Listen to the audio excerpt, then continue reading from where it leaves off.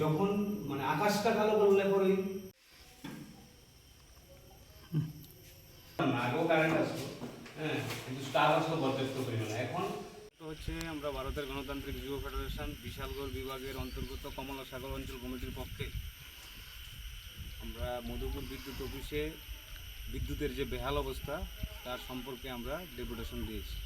Deputation দিতে এসে এখানকার যে কর্তৃপক্ষ আছে কর্তৃপক্ষের সাথে কথা বলে যেটা বুঝলাম, মানে আমরা অবাক হয়ে গেলাম যে যেই বিদ্যুৎ অফিসটি আছে তার আন্ডারে প্রায় 22 কিলোমিটার এরিয়া জুড়ে তার এরিয়া, প্রত্যেক দিকে একদম রায়রমুড়া, গাবতলী, রাধানগর, হরিয়ারদুলা, কমলা সাগর, এই যা রাস্তার মাথা, হ্যাঁ, সমস্ত দিক দিয়ে তারা স্টাফ মাত্র 2 জন, মানে সবচেয়ে অবাক করার ঘটনা।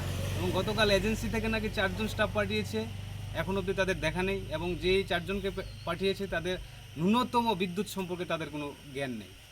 এই অবস্থার মধ্যে চলছে বিদ্যুৎ অফিসটি। এবং সবচেয়ে আশ্চর্যের বিষয় হচ্ছে যে বিদ্যুৎ লাইনটি আমরা আমাদের এখানে আসে, যে পাওয়ারটা ওনারা আনে, এটা হচ্ছে আমতুলি থেকে ঝাঙালিয়াতে 132 কেবি। সেই যে পাওয়ারের অফিসটি সেটি প্রায়ই বিকল থাকে, বিকল্প কোনো মানে ব্যবস্থা নেই। ওইটা বিকল হলে পর এদিকের পুরো এরিয়া বিকল, যার জন্য ওনাদের খুব অসুবিধা হচ্ছে। এক হচ্ছে স্টাফ, এক হচ্ছে যেখান থেকে পাওয়ার আনছে এটার ন্যূনতম কোনো পরিষেবা দিতে পারছে না। সমস্ত দিক দিয়ে আমরা এখানে যারা আছি কমলা সাগর মধ্যে, আমরা বিদ্যুতের দিক দিয়ে ভীষণভাবে আমরা একটা অব্যবস্থার পরিবেশের মধ্যে আছি। এবং সবচেয়ে অবাক করার বিষয় হচ্ছে, দেখবেন যে ইদানিং গরমের মধ্যে ওরা হঠাৎ করে শাটডাউন দিচ্ছে।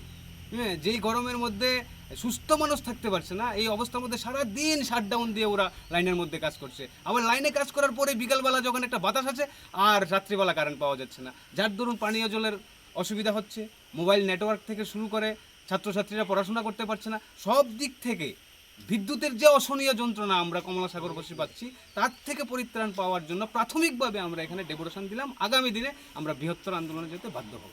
কি আশ্বস্ত